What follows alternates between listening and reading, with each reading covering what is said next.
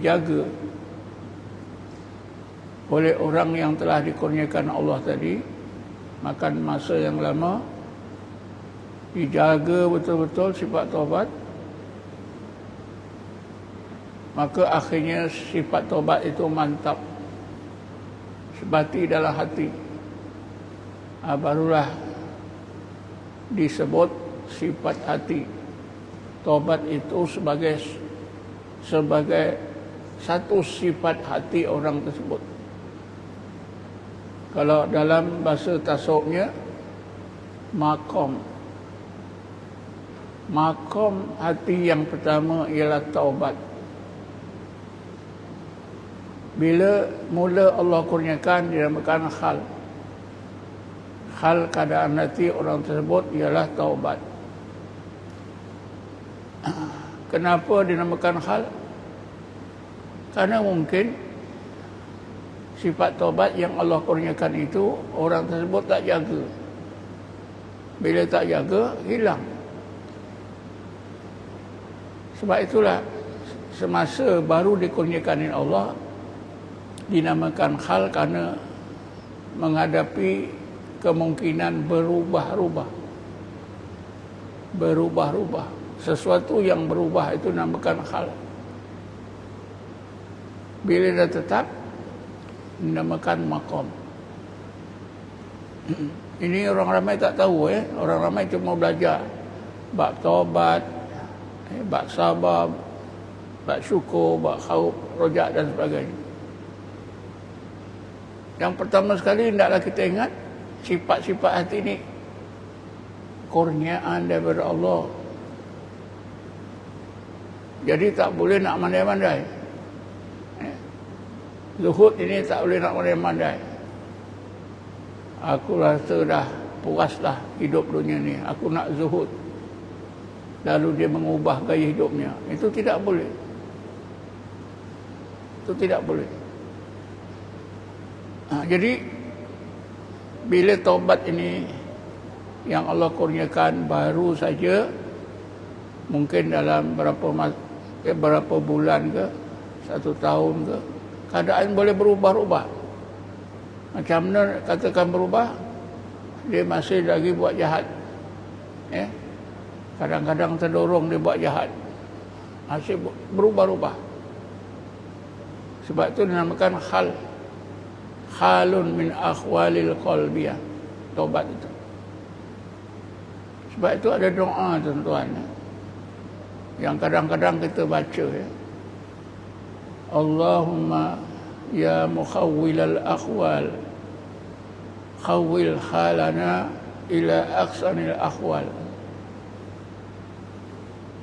Ya Allah, Tuhan yang merubah-rubahkan berbagai hal, ubahkanlah hal keadaan hatiku kepada sebaik-baik hal. Mungkin di antara kita sudah ada yang biasa dengan doa tersebut, tuan-tuan. Bila kita sebut zuhud, tuan-tuan, timbullah masalah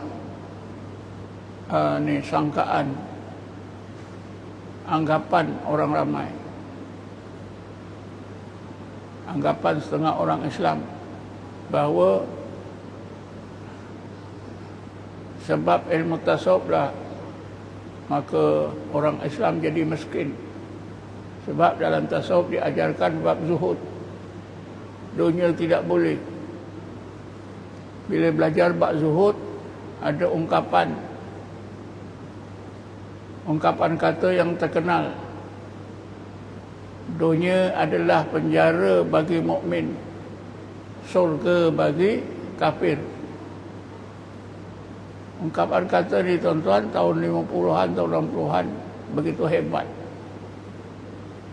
Sehingga pihak yang berkuasa agama susah macam mana nak membetulkan ni pahaman orang ramai. Hidup mereka miskin, mereka kata memang Rasulullah dah kata dunia ini penjara bagi kita, surga bagi orang kafir. Patutlah orang kafir kaya, kita miskin.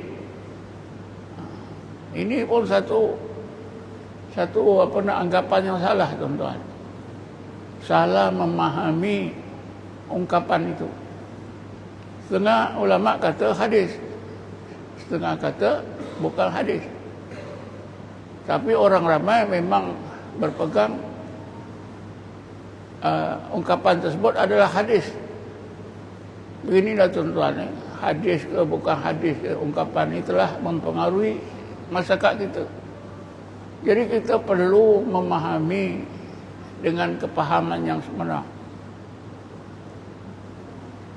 Guru saya pernah memberi penjelasan yang terbaik pada pandangan saya. Dunia penjara bagi mukmin, surga bagi kafir. Sebenarnya maksudnya begini, tuan-tuan, orang kafir yang hidup di dunia ini dapat menikmati berbagai nikmat, berbagai kesenangan. Mereka kata, mereka sangka inilah dunia, inilah surga. Inilah kesenangan dunia, inilah surga. Inilah kesenangan yang top, tak ada lagi kesenangan. Inilah surga. Jadi tuan-tuan, orang-orang kafir ni memang dapat menikmati berbagai kesenangan dunia ini.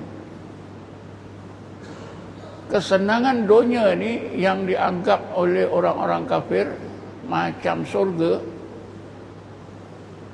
jika dibandingkan kesenangan di akhirat nanti, kesenangan yang dinikmati oleh orang kafir itu bagi orang mukmin seperti hidup dalam penjara saja. Faham tak? Boleh faham? Ya. Orang kafir merasa hidup di dunia ini, kesenangan dunia inilah surga. Inilah kesenangan yang tak ada tolok bandingnya. Tapi bagi orang Islam, orang mukmin yang dimasukkan oleh Allah ke surga, dapat menikmati nikmat surga di akhirat nanti, menganggap kesenangan dunia ini tak ada apa-apa. Seperti kesenangan dalam penjara. Faham tak ni? Boleh faham?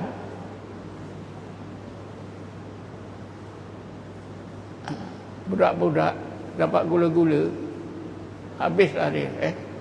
Itulah alam dia. Tapi bagi kita orang tua, gula-gula tu apa? Tak ada apa makna. Begitu juga lah kesenangan dunia ni yang dinikmati oleh orang-orang kafir, bagi orang mukmin yang telah masuk dalam surga, menganggap kesenangan dunia ni tak ada apa-apa. Wa mal hayatud dunya fil akhirati illa mata'. Itu ayatnya dalam surah Ar-Ra'd.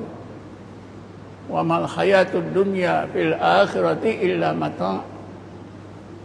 Kesenangan dunia ini macam mana pun, bila diukur dengan kesenangan di akhirat, kesenangan dunia illa mata', kesenangan yang sangat sedikit. Jadi bagaimanapun hebatnya kesenangan dunia ini, yang dinikmati oleh siapa sajalah, oleh Fir'aun ke siapa, berbanding dengan nikmat akhirat nanti, nikmat dunia ni tak ada apa-apa.